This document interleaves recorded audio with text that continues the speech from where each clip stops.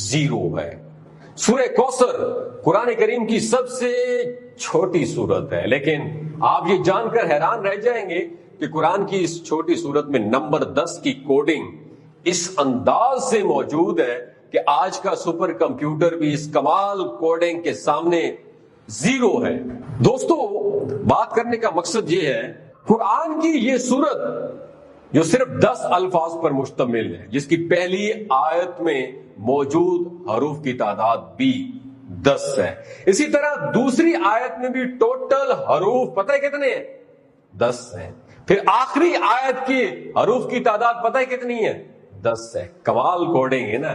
جو حروف اس صورت میں صرف ایک مرتبہ ریپیٹ ہوئے ہیں، ان کی تعداد 10 ہے۔